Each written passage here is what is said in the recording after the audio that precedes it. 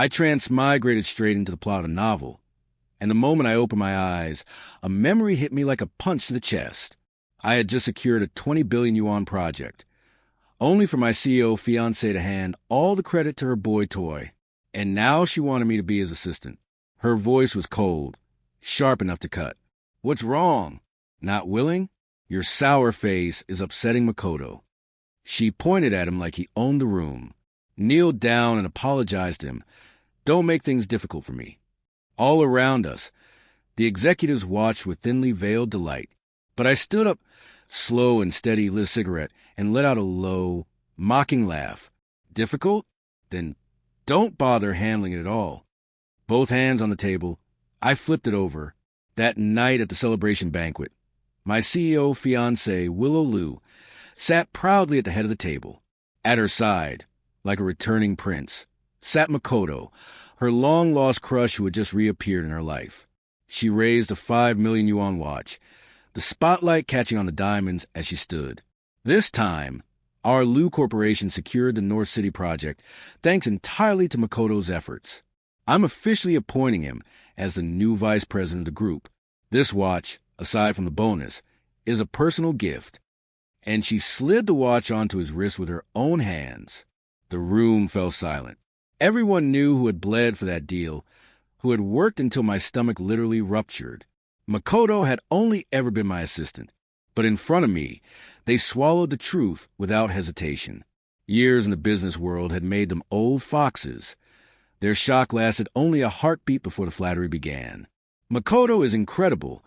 Less than 3 months and already this. An overseas elite like him deserves the title. We'll be counting on your guidance, VP Makoto. The private room erupted with applause and fawning laughter. Makoto, basking in attention that wasn't his, clinked glasses with everyone. Now and then he sent me a look, smug, provocative. Willow laughed, the kind of soft, sugary laugh that used to be reserved for me. All right, stop crowding him, she teased. At least let me, the president, show my gratitude too. The tenderness in her eyes wasn't subtle, and everyone saw it. Someone shouted they should do a couple's toast. Willow pretended to hesitate, glancing at me like she wanted to see me break. When I'd react, annoyance flashed across her face. Under the crowd's relentless cheers, they finally drank that couple's toast, arms wrapped around each other, eyes lingering just a little too long. The room burst into applause, so loud it vibrated to the floor, and every pair of eyes turned to me. Disdain, amusement, pity they didn't bother to hide. Only then did Willow seem to remember that she had a fiancé at all. She put down her glass and spoke with the entitlement of someone who believed she'd never be challenged. Your skills may not match Makoto's, but you're still useful. Starting tomorrow, you'll assist him, support him properly. Still, I stayed silent. But Martin, her brother and the head of logistics, slammed the table as if he'd been waiting for this moment. George Sue, what's with that dead face? Who are you trying to show off to? 3 years ago, you were amnesiac. If our family hadn't taken you in, you'd still be fighting stray dog for scraps. Willow's expression sharpened. What's wrong? From the moment you walked in, you've been sulking. Do you even realize you're upsetting Makoto? Kneel. Apologize. Now. And that was the moment it clicked, the moment the fog lifted. I had transmigrated into the body of the novel's pitiful male supporting character. His real name wasn't George Sue at all. It was George Wong, president and largest shareholder of City A's top conglomerate, the Wong Group. 3 years ago, his private jet malfunctioned midair. He parachuted out, survived, but lost all his memories. He wandered for days, barely conscious, until fate dragged him to Willow, speeding recklessly through the suburbs. She crashed, the car caught fire, and he, despite the amnesia, the injuries, the confusion, pulled her out just moments before the entire vehicle exploded. Out of gratitude, Willow took him home. The jade pendant he wore had one character engraved on it, Sue. And so the Liu family gave him a new name, George Sue.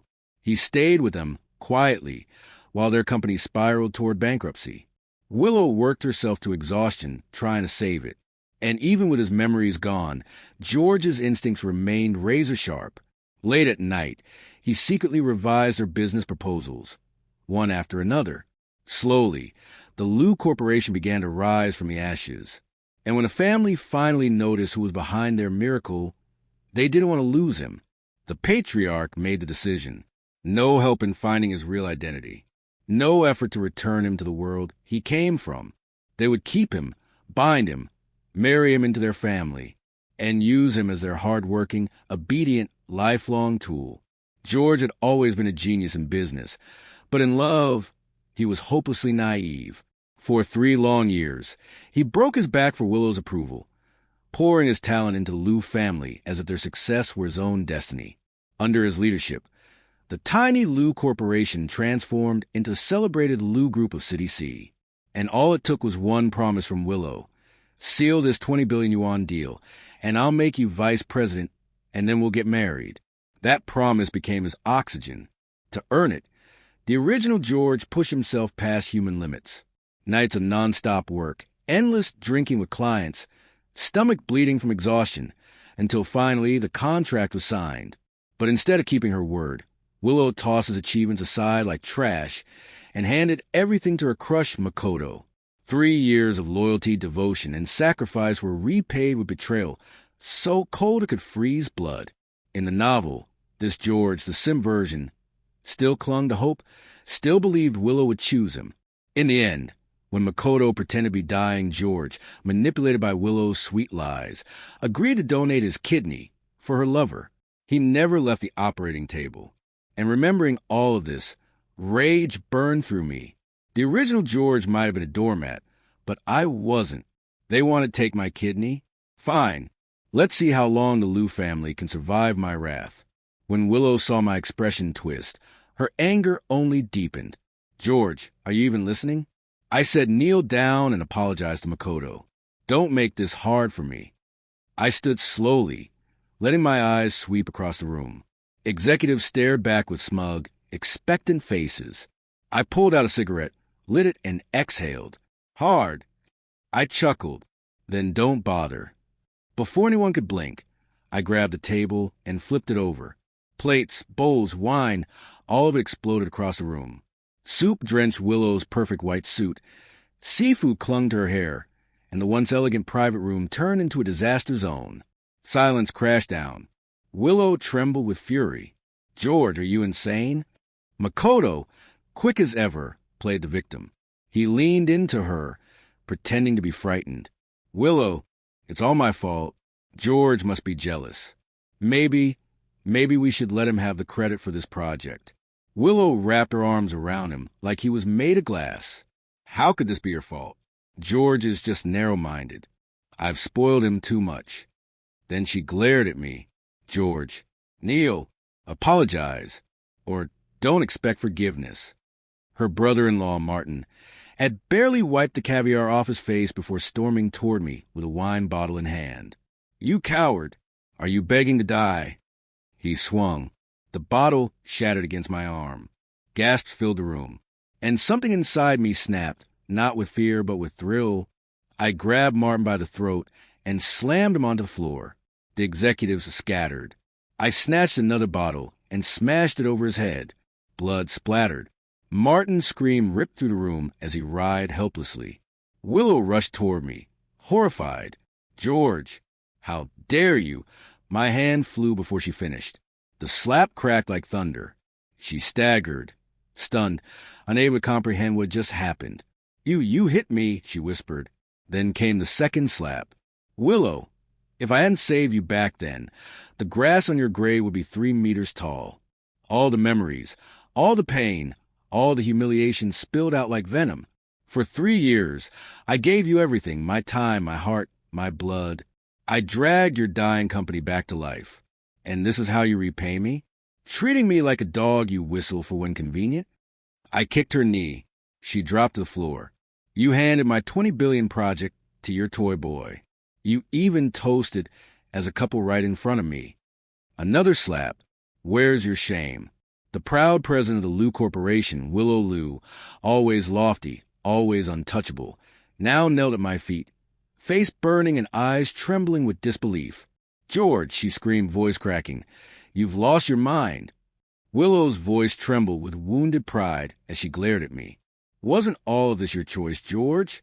Didn't you do everything just to please me? You love me so much, and now you're jealous because I shared a drink with Makoto? Can't you be a little more generous?" Of course. This was exactly the kind of tired, predictable scene you'd find in a cheap romance drama. The heroine scolding the obsessive male lead. I actually laughed, annoyed at how ridiculous it sounded. "Be more mature, huh?" I murmured, crouching down. I tilted her chin up between my fingers, her skin cold and trembling. "Well then, since you're already on your knees and taking hits, why don't you be the mature one? Pretend nothing happened. Easy, right?" Before she could answer, a sudden rush of air brushed the back of my neck. Instinct took over. I turned, kicked, and bam, Makoto, who'd tried to attack me with a bottle, flew across the room, crashed into the wall, and collapsed with a pitiful groan. "Tissy, even this fragile little peacock dares sneak up on me?" I stormed toward him, grabbed a fistful of his hair, and slammed his head into the wall again and again. In a world built on romance drama logic, arguments didn't matter. Only force did.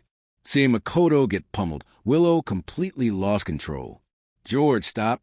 Hit me if you want, but if you hurt Makoto, you'll pay for it. Someone call the police. Now." For a moment, the executives stood frozen like statues.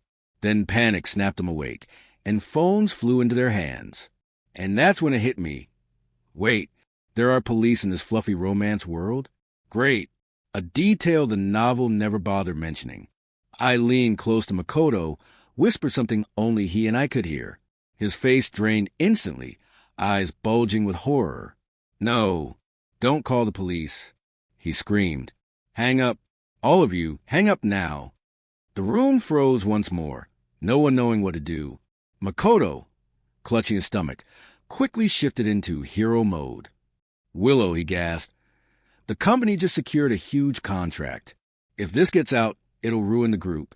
And you and George are engaged. If this becomes news, the Liu family's reputation..." There he was, the story's golden protagonist. Quick, smooth, manipulative. And just like always, Willow fell for it instantly. Tears glittered in her eyes. "Makoto, even hurt like this, you still think of the company and of us." I didn't expose his act.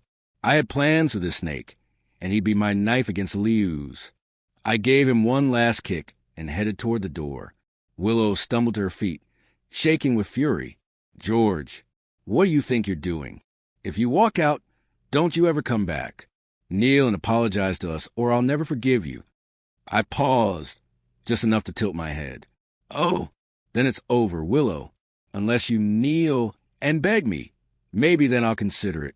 Her face twisted with rage, fists trembling so hard her knuckles cracked. I didn't bother staying for her outrage. I walked out, stepped steady, the crowd parting in fear, as if I were fire. Behind me, her voice shattered into the hallway. "George, you bastard. You're just a dog of the Liu family. You think you can survive without us." I didn't look back. The truth was simple. The Wong Corporation still stood strong under Vice President Anna. But I didn't return to headquarters. Not yet. First, I went to police station for my ID, then the bank to reactivate my account. The long string of zeros glowing on the screen washed a calm confidence over me. By that evening, I was on a flight to a quiet island in the South Pacific. After everything, the first thing a man should do after reclaiming his life was breathe. 3 days later, I was lying on a beach chair, watching the turquoise sea ripple beneath an endless sky. Red wine in hand, warm sand underfoot. 2 young models massaging my legs, the kind of luxury people read about but never touch. But paradise never lasts. On the 3rd day, Anna appeared. Her beauty struck sharper than ever, more graceful, more devastating than Willow could ever hope to be. Those long, slender legs alone could silence an entire room. She stood there trembling, covering her mouth as tears streamed down her face. Instinctively, my fingers brushed the jade pendant resting against my chest, the one she'd given me. Sue, her family name, engraved in its cool surface. Anna Sue, the girl the Wong family once sponsored, the quiet student who'd grown up under their roof, worked her way from intern to vice president through grit alone. After the original George vanished, she hid the truth from the world to protect the company. And for 3 years, she never stopped searching for him. In the original novel, after George died, Anna lost herself completely, dragging the Liu family into oblivion before falling into ruin herself. A tragic ending for a loyal heart. I smiled at her softly. Anna, long time no see. And in the next moment, her composure shattered. She ran into my arms, overwhelmed by everything she carried alone. Anna's fists, small, trembling, carrying the faintest trace of her perfume, crashed against my chest like a storm finally breaking after 3 long years. "George Wong, you bastard." Her voice cracked as every word poured out of her. "Do you have any idea what these 3 years were like for me? You vanished completely. I fought the board alone, day after day. I went to sleep, terrified you were dead, and woke up pretending everything was fine." A breath hitched in her throat. "I thought I'd never see you again." By the time her anger burned itself out, she collapsed against me, her shoulders shaking, her tears warm against my shirt. I wrapped my arms around her, and something inside me softened, a quiet ache rising to the surface. "I'm sorry," I whispered. "I lost my memory all this time. Everything only came back 3 days ago." She jerked her head up, eyes wide, searching my face for any sign of a lie. So I told her everything. The Liu family, the deception, the truth they buried. As I spoke, Anna's expression shifted. Her grief cooled into something sharp and icy. "So, the Liu group that suddenly rose to power in City C?" I nodded. "They hid your accident, hid your memory loss, just to chain you to them, to use you." The killing intent that flashed in her eyes was cold enough to freeze the air. "They dared to treat you like that?" "Don't rush," I murmured, patting her hand. "I have a plan. And the Liu family will pay. Every bit of it." The next morning, we flew back to City A. I didn't waste a single hour. I called an emergency board meeting. The shareholders, the same ones who practically celebrated my disappearance. When pale the moment they saw me walk in, a few, trying to salvage their pride, actually dared to accuse me of irresponsibility and demanded I resign.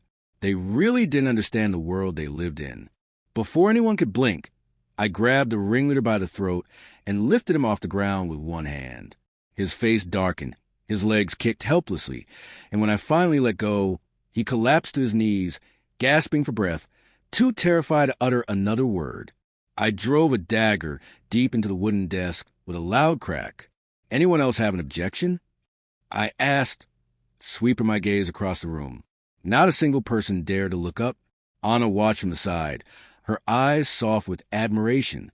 These men had tormented her for years, belittled her after every meeting, pushed her into corners. And now, in a single morning, they were all brought to their knees. My first order was simple. The Wong group would expand into City C, not just for revenge, but because I already knew every power player and hidden path in that city. It wasn't business strategy. It was destiny. 1 month later, Anna and I were headed there by car when Willow's calls began flooding my phone. Then came the voice messages, sharp, demanding, dripping with entitlement. "George, I'm giving you 1 hour. Get over here. You've made enough trouble. If you apologize to Makoto right now, I'll let everything go." I muttered a curse under my breath, rolled down the window, and tossed the phone into the wind. George Sue, that identity was dead. Anna slipped her arm around mine. "I looked into the Liu group," she said softly. "Makoto's a complete amateur. Since he became vice president, they've lost project after project. He's firing competent staff left and right, and their numbers are falling apart." I wasn't surprised. A love-struck fool handing over a company to fraud. There was never going to be any ending except collapse. Anna hesitated, glancing at me. "Willow only wants you back because she's desperate. George, you don't still have feelings for her, do you?" I pinched her cheek, making her squeak. "What nonsense. Don't be ridiculous." She swatted my hand away, pouting, but her smile betrayed her relief. You were with her for 3 years. Forget those 3 years. I cut in, feeling a flush of secondhand embarrassment. My brain must have been fried back then. Don't bring it up again. Anna giggled behind her hand, and I leaned over to kiss her cheek. Besides, you're prettier, and your body's better. With you beside me, why would I look at anyone else? Her face turned bright red as she curled against my chest, too shy to meet my eyes. After a long, delicate silence, her voice came so soft it almost disappeared into the hum of the road. George, promise me. Promise you'll never leave me again. I cupped her tear-streaked face, brushing her cheeks gently as I felt her trembling all over again. Holding her close, I murmured a single word with everything I had left in me. Okay. Anna and I had barely stepped into the Dillian Grand Hotel in City C when fate decided to play a twisted joke on us. Out of nowhere, Willow appeared, dressed to impress, and hosting a dinner for her business partners. The moment she spotted me, she called out, her voice shaking with anger she was barely holding back. I quietly told Anna to go ahead, let her take the elevator, without looking back. Then I turned around, face cold, heart colder. Willow stood there trembling with rage. She had just seen me with another woman. She didn't catch the face, but the silhouette alone, caveat more confident than hers, was enough to spark the jealousy she'd been swallowing for days. George, you bastard, she spat. You ignore my calls.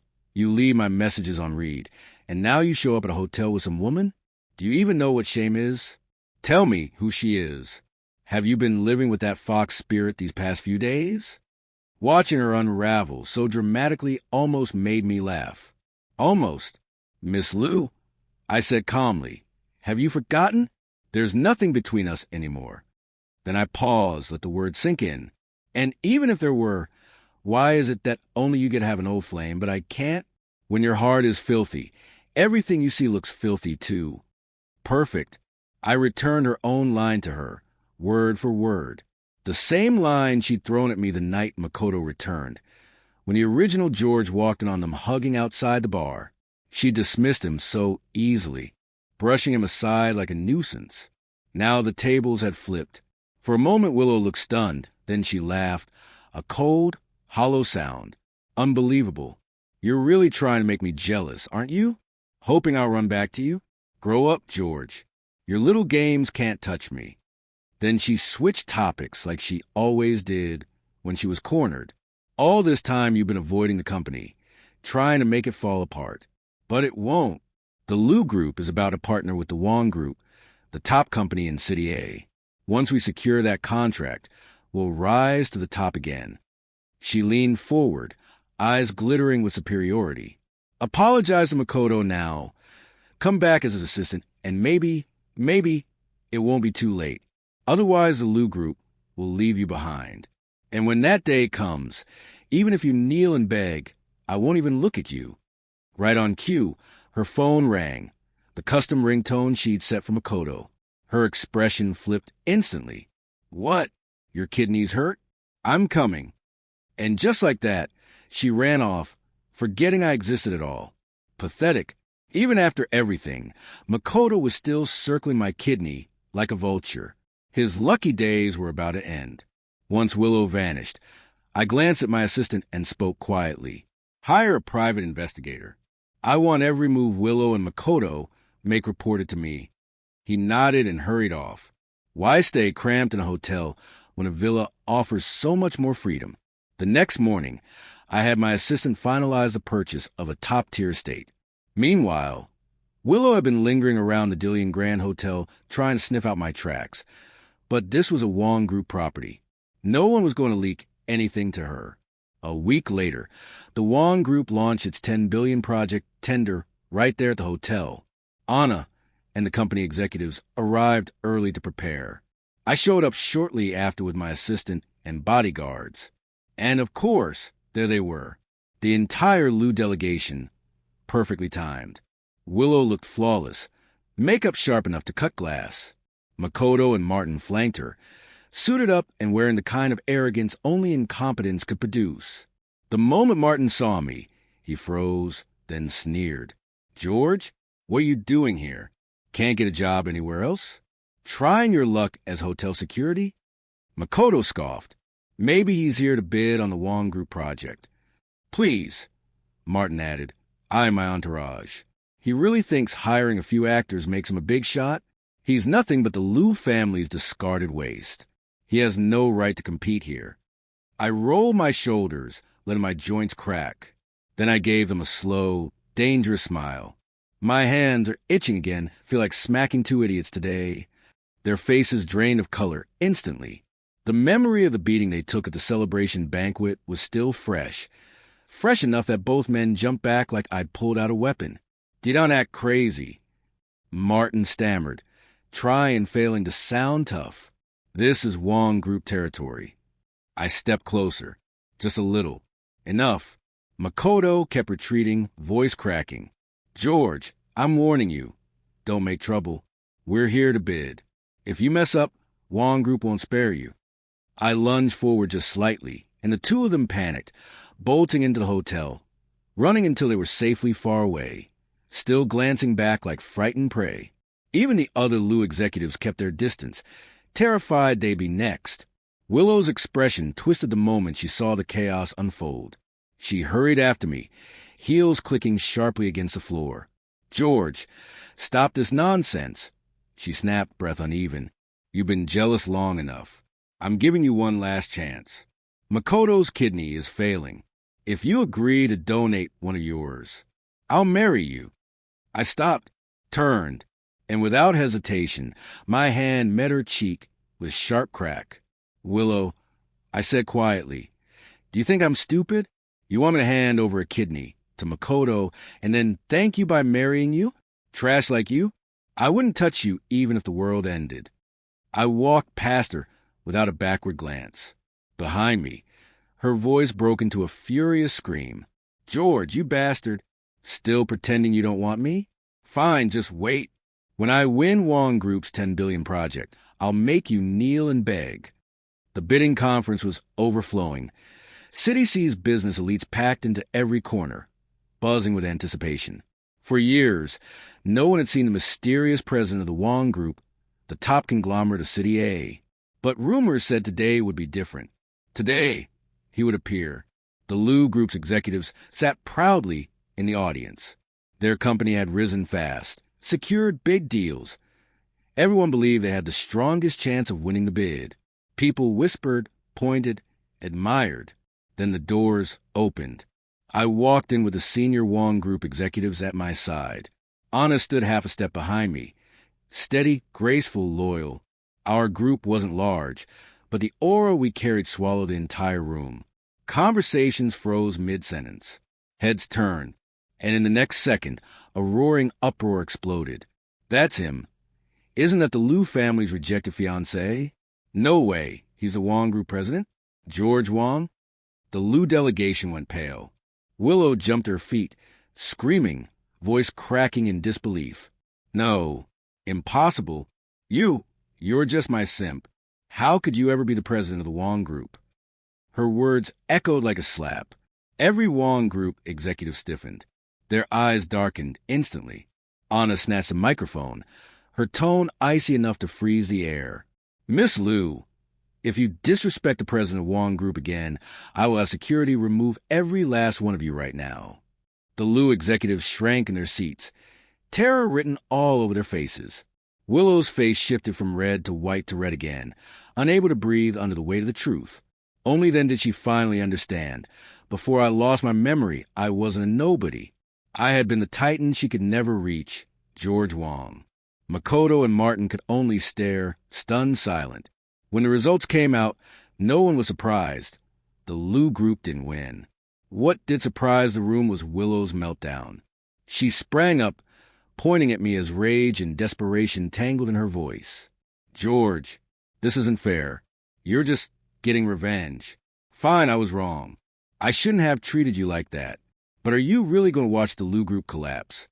I looked at her the way one looks at a shattered mirror, cold, detached, amused. "And if I am taking revenge?" I said softly. "If I want to watch the Liu family fall, what then?" Gasps rippled through the hall. Arrogant, they whispered. Unbelievably arrogant. But arrogance requires power, and I had all of it. The Lou executives gritted their teeth, but didn't dare respond. They knew the truth. One word from me could erase them entirely. I picked up their proposal, flipped the page, then tossed the entire folder to the ground like a piece of trash. I said, this is your Lou Group proposal? Half the data is copy-pasted from the internet. The rest is bland, useless filler. And you really thought this garbage could win? Willow scrambled to pick it up, flipping through it with shaking hands. For years, I had written all their proposals. She had never noticed the flaws because she never knew what good work looked like. Now, confronted with the truth, her face drained of color. She rounded on Makoto, voice trembling. Makoto, you wrote this? This is what you called foolproof. Makoto's face burned red as the room watched him crumble. I didn't waste another second on their chaos. One last gift, I said dryly, then gestured to security. They dragged the entire Lou team out as Willow's voice cracked behind her. George, I know I was wrong. You can't do this to me. In the days that followed, the Lou Group unraveled faster than anyone could have imagined. Their stocks plummeted nonstop, crashing limit down day after day. The company teetered on the edge of delisting. This collapse was worse than the crisis 3 years ago. Far worse.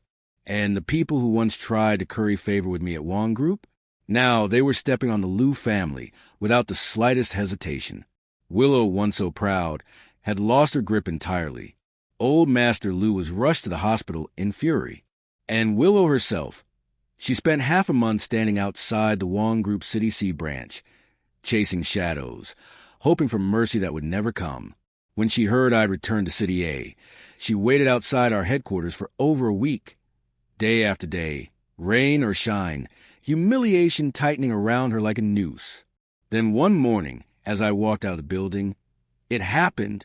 Willow collapsed to her knees with a hollow, echoing thud.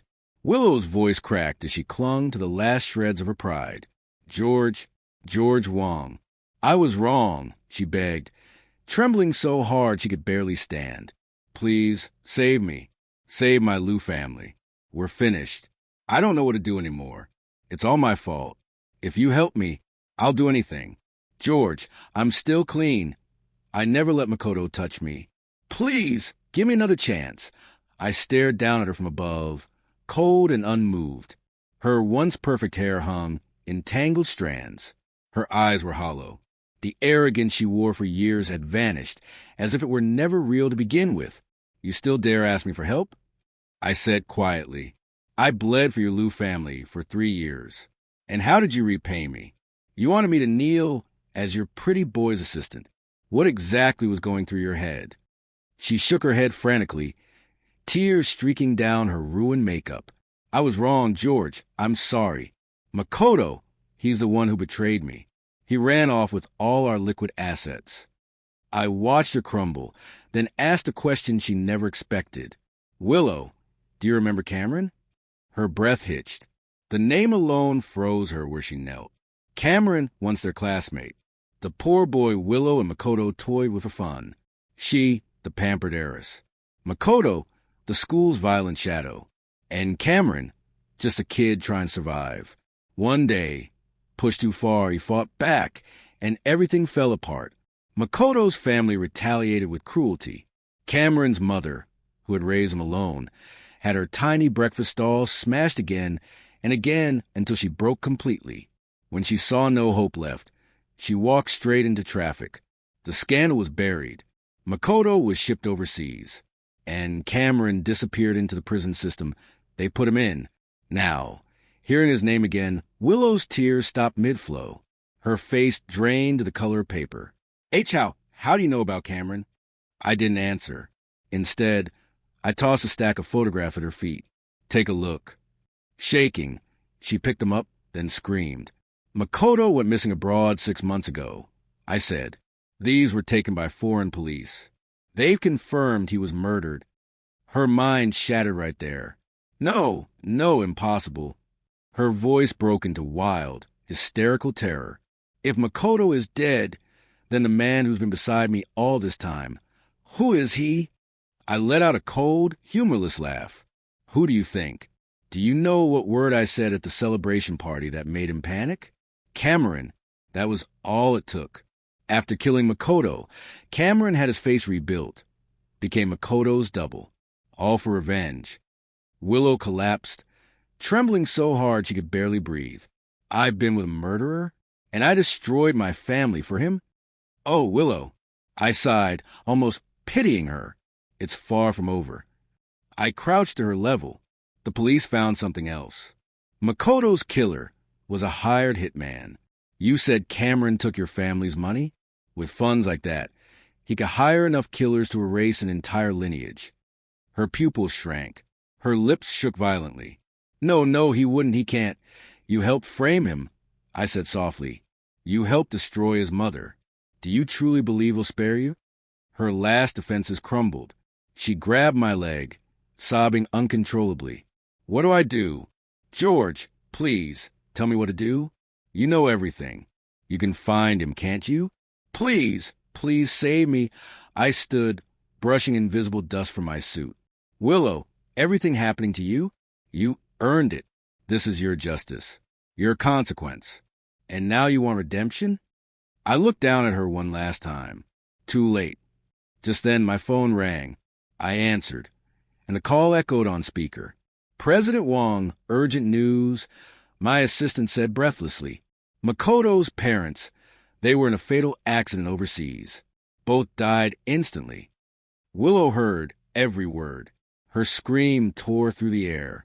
Her body shook like her bones could shatter at any moment. I hung up, my voice barely above a whisper. Looks like the revenge has already begun. I turned and walked away, my bodyguard silently falling in step. Behind me, Willow's voice broke into a raw, heart-splitting cry. George, please. But I never looked back. Later, my assistant filled me in. Willow ran straight to police, desperate to save herself. But the noose had already tightened. Old Master Lou died after someone pulled out his oxygen tube. Martin was found lifeless beside a woman in bed. Only Willow survived, barely. She was placed under police protection, but when she heard her father and brother were dead, her mind snapped. She was sent to a psychiatric hospital, broken beyond repair. And Cameron? He didn't escape either. He was caught at the border trying to flee. I received the news while lying on a sun-soaked beach, Anna curled in my arms. As my gaze drifted just a little toward the many bikinis around us, she pinched my waist sharply. Don't look, she huffed. Look at me. They're not prettier than I am. I laughed softly and tapped her teasingly on the hip. How am I supposed to admire you when you're dressed so modestly? Her cheeks flushed instantly. I bought something new, she whispered. Lingerie. There isn't much fabric. I'll wear it tonight, just for you. Damn. The girl had finally learned how to tease. How could I resist? I wrapped my arm around her waist, tilted her chin, and kissed her deeply as the waves crashed behind us.